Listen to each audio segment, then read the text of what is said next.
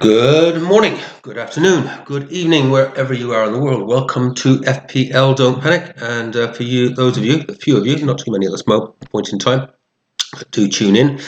You'll notice I am finally starting to get a little bit of technology in play, so you can actually now see what I am looking at. For those of you who may be tuning in for the first time, welcome. Great to have you on board. I'll give a little update on how the team went this week. But first, some of the changes I'm making. Obviously, I've got a little bit of technology working now. If you look back on previous videos, they were very down and dirty. It was just me waffling to myself. But now that we've now that I can actually share my screen, and they're looking a little bit more professional. Still a long way to go, but hopefully a little bit easier for people to follow along. Hopefully we'll start to get a few more viewers on board. And if anyone is watching for the first time, let me just tell you briefly what I'm trying to do this season. I've been a very, very, very casual player, just for a couple of seasons, just doing it for fun, and not really paying any attention to it. But last year, second half of the season, I had something of an epiphany. Sort of started playing a little bit more structured, using a bit of methodology, a little bit of data, as well as the good old eye test. And we're going along okay this season. The targets this year are for a top 100,000 finish. I'm trying to hit an average of 70 points per week, and as you start to look at various videos, you'll sort of get a little bit of a gleaning that, especially now that I can actually share my screen some of the methodologies that I am using. What I'll also be doing going forward is rather than doing one big video once a week, I'm going to split them into 3, maybe 4 videos, hopefully just 10 to 15 minutes of duration to make them a nice, quick, easy, informative hit. And so one will obviously be just to review how we did and how we're going against my objectives and my targets. Then I'll do a second video later in the week, which will be transfer plans and team selection for the following game week. I'll also be doing, someone actually did mention that actually did watch it, that they actually found it quite useful, just having a look at the leaders team, the person that is actually winning FPL currently, or top of the charts, as they say, and sort of see if we can glean any learnings from that, anything they're doing that we're not doing, that's working, and maybe something we should incorporate into our own games. So far, I have been looking regularly myself at the leaders teams and ignoring all of those key leader learnings very, very, very well. One of the things I was going to try and do this season was take no hits. It was almost an unwritten rule, but I have decided, you know what? I am an aggressive player, and I do like taking hits, and I do like taking chances and following gut instincts. What I've got to do this season, though, is not do what I was doing last year. Has been very reckless in trying to find the balance between the two, and some of the ones I have done so far this year have worked very, very well. And the reckless one came and bit me on the bum. So if I do take a hit, it has to be well thought out, it has to be a good reason for it, that I can really justify, and hopefully get the results out there. And a few that I've done have actually worked out quite well, that were well thought out. But enough on the waffle. Let's have a look at how I have done this week. As you can see, hopefully, if the technology is working, it's in the top left of the screen. I hit 75 points. Not happy. And I'll tell you why. I'm kind of happy. Let me just change my own screen. Hopefully it doesn't change anything for you guys. Right, 75 points. It's not a bad result. I'm trying to hit a 70 average a week, and certainly if I just, hopefully this will come up here as well. If we look at my game week history, I'm on 3 green arrows in a row, and as you will see, I started out very, very well first 5 game weeks. I was bang on my 70-point average. Then I actually it went off the rails. I did my wild card. I played aggressively at the start to try and get a head start, trying to get ahead of the game. Bunch of stuff I'm not going to go. I've gone through in previous videos why those things kind of work, but they didn't really. But as you can see, I fell off the rails. From about game week 4, which I think was when I did my wild card, and it just went downhill. What I obviously did there was I moved out of my Salah draft into a Haaland draft. I wanted to cover that big, fantastic City run, and Haaland just simply stopped scoring. Arsenal stopped keeping clean sheets, and I plummeted down to nearly 2.5 million. Had to be fixed.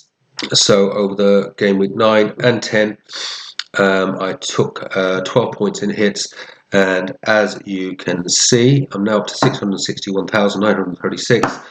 The hits, for the most part, worked, restructured the team.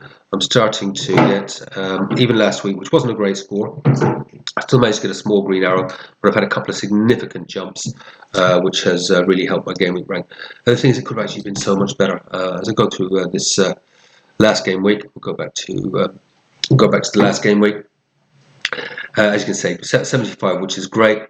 Running through the team and sort of review, Henderson in goal. Yeah, I mean, he's obviously been one of, if not the biggest disappointment of the season. Just the 2 points. Over the last 5 game weeks, he has been a 3, 3, an 8, a 2, and a 2. I try and get players into the team that are returning in 3 out of 5 game weeks and trying to keep that average going. So we're getting some sort of levels of consistency. And he simply isn't. I haven't moved him out. I don't want to waste a transfer on a goalkeeper.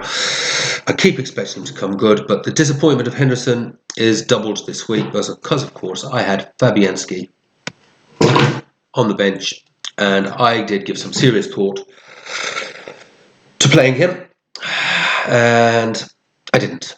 I just thought it'll be just sod's law that Henderson will come good. And of course, he didn't. But reasons I didn't play him. Well, West Ham keep getting hammered. Pun intended. And of course, Henderson and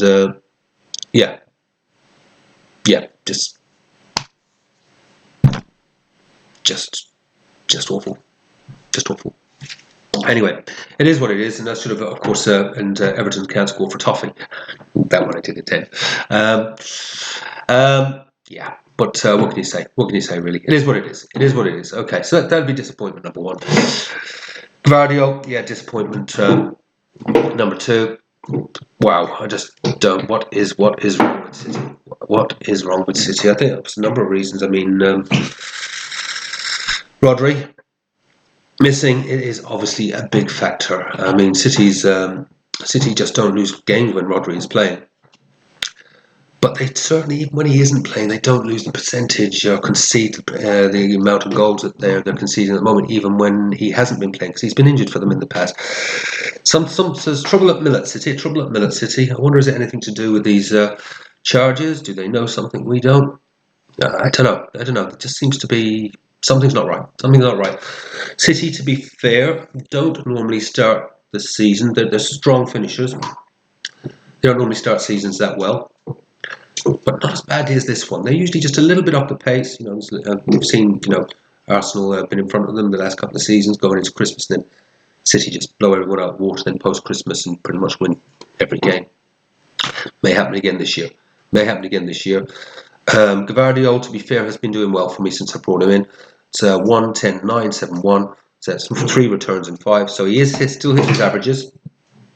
It's not going anywhere for 4 or 5 game weeks. I do have future plans. We'll talk about that in a video later in the week. But yeah, disappointing. I mean, seriously. Couldn't have seen the reason number 1. But yeah, they did. Gabriel, Arsenal have been disappointing, obviously, the last 4 or 5 game weeks. Certainly their defensive returns. Gabriel's on a 2, 1, 1, 2, 2. Going to keep the faith with him. Arsenal's fixtures turn. They've got key players coming back from injury, as in Odegaard, and I think Declan Rice is back. So let's see how they tick along. Gabriel or Gvardiol is likely to go in a few game weeks, and I guess we'll just see how they're performing. But I fancy it'll be Gabriel that will stay in place.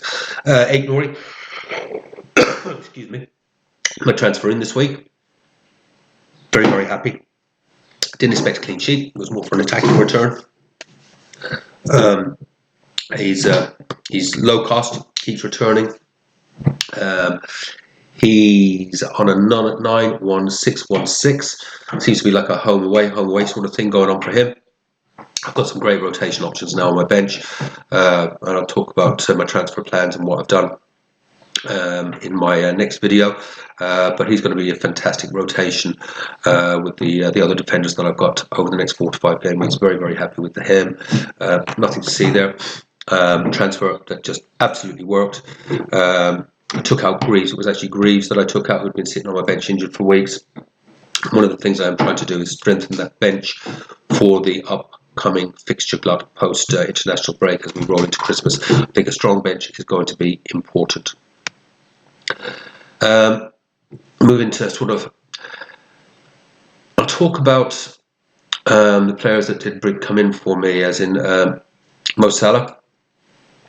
I actually had the captain's armband on Johnson nearly all week for what I thought could be a big differential boost.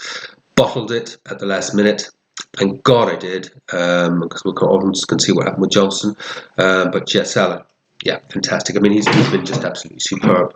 Why I got rid of him in my wildcard, I can't tell you. He's just been fantastic, and been back in. He's been a big reason, obviously, for my jump up the ranks. But 3, 12, 10, 9, 14, none of this here. Keep doing what you're doing, Mo. Love it. And Bremo returned for me, obviously. Not a big return, but he's just been, again, brilliant for me. 8-2, 15-3, 5, 3 returns in 5, absolutely hitting his averages that I'm looking for.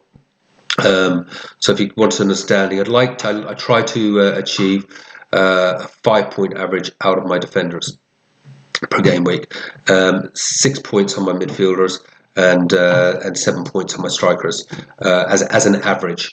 Now it fluctuates, etc., but I build my methodology largely around averages. So yeah, Salah quite clearly getting his 3 returns in 5, which is something I'm also ideally trying to achieve with my players. But he's clearly more than hitting the averages that I need out of him. Then up front, yeah, fantastic success there with Wizza and Cunha. Cunha came in with Salah on the hit a couple of game weeks ago, and yeah, just been absolutely brilliant. He's a 9-2-9-6-12. Fantastic. Wizards on a 7-1-10-2-13. Just absolutely brilliant. Last 5 matches they've played. So entirely happy with all of those. Now where my big disappointment comes in. Post the matches on Saturday, I was sitting on 67 points, and I still had Gabriel to come, Johnson to come, and I had Palmer to come, and I had Saka to come. Now, I don't think there's anyone on this earth that would have predicted that those 4 players would have just got 2 points each. I thought I was in for the 80-point, maybe even better haul. It just needed Palmer to go off or Saka to go off, or Johnson against Ipswich. No, wasn't to be. Thus, a level of disappointment. Particularly, I was one of my things, as I say, since I'd actually fallen back in the ranks, was just to get myself entrenched inside the top 1 million by game week 15, and then post that by game week 20 into the top 500 and so forth and so on. But I was on sitting in 528,000 ish at the end of the games on Saturday. So I thought I was going to crack the 500 way ahead of schedule and have something really solid to build on. Listen, I'm not unhappy. Can't be too unhappy. I'm ahead of where I thought I'd be, but it could have been so much more. And it's the story of a season. There's been a lot of bad luck in there. I'm not going to go back over previous videos, but yeah, some crazy bad luck. But I'm still sitting where I am. So to a degree, the methodology is working. Loving my bench. People I know, it is disappointing when you see big points left on the bench. But if your team has actually achieved a good score and you've got points on the bench, that shows you've got a good squad. And believe you me, it's going to be needed in the coming game weeks. So João Pedro, absolutely thrilled to see him back. 5.4 million striker, giving me an absolutely fantastic striker rotation options over the next 4 or 5 game weeks. I will be looking to bring in more of a premium striker by about game week 15, 16. But hey, if these guys, those three combined, 10, 20, 30, was it 33, 34? Take that any day of the week. So where does that leave us? So average score for the week across the whole league was 49. I got 75.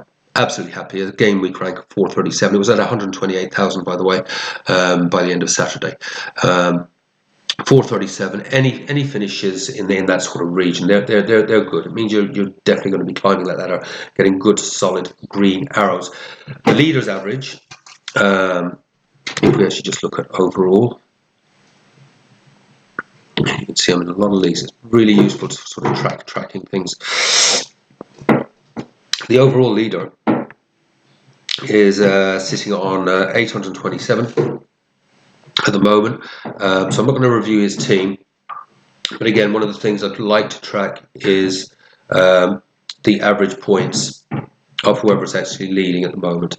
And it's come down since the beginning of the season from something like 130, 140. Then it came down to what I was predicted it was going to be sitting around 70 to 75 by game week 15. The average is down to 70. Is down to 75. So if I can stay tracking against whoever's leading and keep on those averages, I'm going to be thereabouts. It'll get me into that top 100. It means football's a funny old game. You can have a fantastic team going out, which I have had once, which was on my free hit, and I thought it was going to absolutely haul, and my normal team would have done just as well. Football is a funny old game. It's a funny old game. So. Listen, I'm going to leave it at that because I'm actually going to start breaking these videos up going forward. 75 points. Yeah, I'm happy. Could have been better. Very, very happy with the way my team looks for the game post-international break. Spoiler alert, I've taken hits. I wish I'd taken those hits this week, but I having already taken 12 over the last few weeks, I thought, no, let's just steer the steady ship. Didn't follow my gut instinct. This could have been up in the hundreds. Simple as that. However, not to be. We'll have a look at my game week 12 team later on in the week. In the meantime, if you are tuning in for the first time, hit the subscribe button. Hopefully there was some useful bits in there for you, but it really was just a review of where I'm at, how I'm tracking against my own targets, which is it's okay. It's okay. So I'm not quite there yet, but it's starting to come together, and we're definitely moving in the right direction. So I'll leave it at that. In the meantime, as I always say, here are the important things. Have fun, play your own game, and above all else, don't panic.